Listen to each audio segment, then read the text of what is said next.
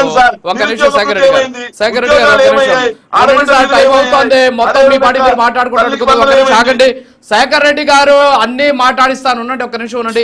విజయ్ కుమార్ గారు ఇప్పుడు శేఖర్ రెడ్డి గారు మాట్లాడారు, మనం విన్నాం. ఇదే వైసీపీలో టీడీపీ కోసం పుట్టిన పార్టీ జనసేన అని చెప్పేసి తర్వాత వచ్చేసి వాళ్ళ మధ్య విభేదాలు వచ్చాయని చెప్పేసి వాళ్ళు రాసినప్పుడు ఆయన ఏం మాట్లాడట్లేదు. ఆయన చెప్తున్నది ఏంటంటే మీరు కొట్టుకొని మా మీద ఎందుకు పడతారు అని చెప్పేసి ఆయన చెప్తున్నటువంటి పరిస్థితి. ఇప్పుడు ఆయన మాట్లాడింది కూడా మీరు విన్నారు. ఒకసారి విజయ్ కుమార్ గారు మీరు ఒకసారి రియాక్ట్ అవ్వండి ప్లీజ్. రాజు గారు ఒకటే మేము చెప్తా ఉన్నాం, ఇప్పుడు మేము కొట్టుకున్నామా లేకపోతే కలుసుకున్నామా ఒకే మంచం మీద పడుకున్నాం వీటికి ఎందుకు ఇవన్నీ ప్రజలు ఆమోదించారు. ఉండండి బ్రదర్,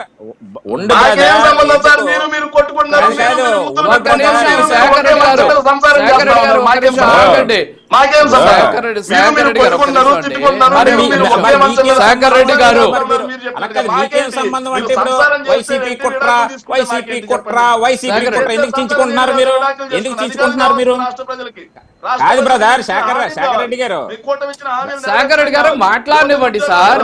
ఇప్పుడు అన్ని చేస్తా, ఒక్క నిమిషం సార్ వాళ్ళు మాట్లాడనివ్వండి. శేఖర్ రెడ్డి గారు ఒక్క నిమిషం వినండి సార్. ప్రశ్నకు సమాధానం చెప్పనివ్వండి. ఒక్క నిమిషం ఆగండి. శేఖర్ రెడ్డి గారు ప్లీజ్. విజయ్ కుమార్ గారు మాట్లాడు. శేఖర్ రెడ్డి గారు ప్లీజ్. విజయ్ కుమార్ ఒకటి మీ ఉనికి చాటుకోవాలని చెప్పి ఈ రోజు మీడియాల ముందుకు వచ్చి రోడ్లు ఎక్కుతా ఉన్నారు. ఇవన్నీ చేసుకోండి, తప్పులేదు. ఎందుకంటే మీలాగా మేము ప్రతిపక్షంలో ఉండేటప్పుడు మీలాగా మీ నాయకుడు వస్తే పరదాలు కట్టుకొని చెట్లు కొట్టించి ప్రతిపక్ష నాయకుల్ని ఇంట్లో హౌస్ అరెస్టులు చేయడాలు ఇవన్నీ మేము చెయ్యం. మీరు చేసుకోండి, స్వేచ్ఛ ఇచ్చాం.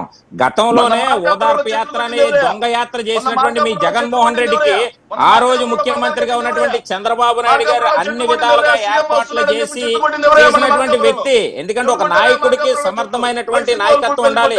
ఆ నాయకత్వం మీ నాయకుడి దగ్గర లేదని క్లియర్ గా రాష్ట్ర ప్రజలకు అర్థమయ్యింది. ఈ రోజు మా దగ్గర ఉన్నటువంటి హుందాతనం ఎప్పుడు కూడా భారత రాజ్యాంగం ప్రకారంగా ఈ ప్రభుత్వం నడుస్తుంది తప్ప రాజారెడ్డి రాజ్యాంగాలు నడలా. మా దగ్గర ఉన్నటువంటిది అంబేద్కర్ రాజ్యాంగం. ఎందుకంటే ఆ రోజు మీ ఓదార్పు యాత్ర అనేటువంటి దొంగ యాత్ర చేసినటువంటి మీ జగన్మోహన్ రెడ్డికి అన్ని ఫెసిలిటీస్ కల్పించి ఆ రోజు మేము విచ్చలవిడితనంగా పోలీస్ ప్రొటెక్షన్ ఇచ్చి మేము పంపించినటువంటి పరిస్థితి. కానీ మీరు అధికారంలోకి వచ్చిన తర్వాత ప్రతిపక్ష నాయకుల్ని కూడా ఏ విధంగా హౌస్ అరెస్ట్ చేసి, ఎందుకంటే పిరికి బంద కాబట్టి ముఖ్యమంత్రిగా ఉండి కూడా పిరికి బందగా జగన్మోహన్ రెడ్డి ఆ రోజు ఏ విధంగా భయపడ్డాడో, పసుపు కొండవా అనే పసుపు సైనికులు చూసి ఏ విధంగా భయపడ్డాడు అనేది క్లియర్ గా కనబడ్డది.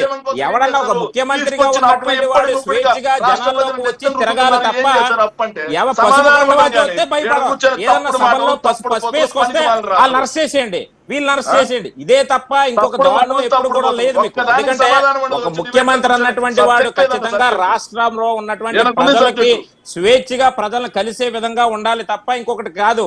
ఈ రోజు మీ జగన్మోహన్ రెడ్డి చేసినటువంటి తప్పిదాలన్నీ కూడా ఈ రోజు ప్రజలు తిరగగొట్టారు కాబట్టి ఈ రోజు మిమ్మల్ని అక్కడ కూర్చోబెట్టాలో 11 సీట్లకే పరిమితం చేశారు. ఇది గుర్తుపెట్టుకోండి. ఇంకా మీకు సిగ్గు రాకపోతే అలాగా, ఇంకా సిగ్గు రాకపోతే బుద్ధి రాలేదు, సిగ్గు రాలేదు, ఏమీ రాలా. ఇప్పటికీ కూడా మీరు బయటకు వచ్చి ఏ విధంగా మాట్లాడుతూ ఉన్నారు? అసలు ఏం మొక్కాలండి? అసలు మీ జగన్మోహన్ రెడ్డి ముఖం చూడడానికే ప్రజలు ఇష్టపట్ల. ఇలాంటి మాట్లాడుతా ఉన్నారు. అయిపోయింది అదే అంట. 23 వచ్చింది, పరిస్థితి అయిపోయింది. అందుకే ఇప్పుడు మీకు 11 వచ్చింది. అదే నేను చెప్తా ఉన్నా. అందుకే 23 వచ్చిందని మీరు ఏ విధంగా సంకలం గుర్తుకున్నారో ఈ రోజు అదే విధంగా ప్రజలు మిమ్మల్ని 11 సీట్లకే కూర్చోబెట్టాలన్నటువంటి ఒక ఆలోచనతో ఈరోజు చేసినటువంటి పరిస్థితి. సిగ్గు తెచ్చుకోండి. ఇప్పటికీ సిగ్గు లబ్ధ లేకుండా ఈ రోజు రోడ్ల మీద మీడియాల ముందుకు వచ్చి మాట్లాడతానంటే ప్రజలు మిమ్మల్ని గుర్తించట్లా. అది గుర్తుపెట్టుకోండి. వైసీపీ అన్నటువంటి పార్టీ క్లోజ్. వైసీపీ అన్నటువంటి పార్టీ క్లోజ్. అందులో నో డౌట్. మీ ఉనికి మీరు ఏదో చాటుకోండి. ఈ రోజు మేము స్వేచ్ఛ ఇచ్చాం, మీకు స్వేచ్ఛ ఇచ్చాం, వెచ్చలవిడతాను ఇచ్చాం. ప్రొటెస్టులు చేసుకుంటారా చేసుకోండి, ప్రాబ్లం ఏం లేదు. ఎందుకంటే అంబేద్కర్ రాజ్యాంగం నడుస్తా ఉంది మా దగ్గర. మీలాగా జగన్మోహన్ రెడ్డి తాత రాజారెడ్డి రాజ్యాంగం నడలా 5 సంవత్సరాలు. ఈ రోజు మేము స్వేచ్ఛ ఇచ్చాం, మీరు చేసుకోండి. మీకు కనీసం ప్రతిపక్ష హోదా కూడా మీకు ప్రజల వల్ల మీకు అది కూడా లేదు. మీ నాయకుడు నాకు ప్రతిపక్ష హోదా ఇవ్వండి అని అడుక్కునే దారుణంలో ఉన్నాడు. ఇప్పుడు ఈ రోజు ఒకటి గుర్తుపెట్టుకోండి, ఆ 11 సీట్లను కన్నా కాపాడుకోండి. ఎందుకంటే నాకు తెలిసి ఇంకొక 5 వికెట్లు ఆల్రెడీ అవుట్, మీకు 5వ నంబర్ స్థానానికి పడిపోయే పరిస్థితి రానున్న ఇంకో 2-3 నెలల్లో ఉంది. అది గుర్తుపెట్టుకోండి. ఎందుకంటే ఈ రోజు జనసేనలోకి వెళ్తున్నటువంటి పరిస్థితులు కూడా మీరు చూశారు. జనసేనలో కూడా ఈ రోజు పవన్ కళ్యాణ్ గారి నాయకత్వంలో ఈ రోజు చాలా మంది జాయిన్ అవుతున్నటువంటి అక్కడ. విజయ్ కుమార్ గారు ఓకే ఓకే అండి. దాసరి కిరణ్ గారు రియాక్ట్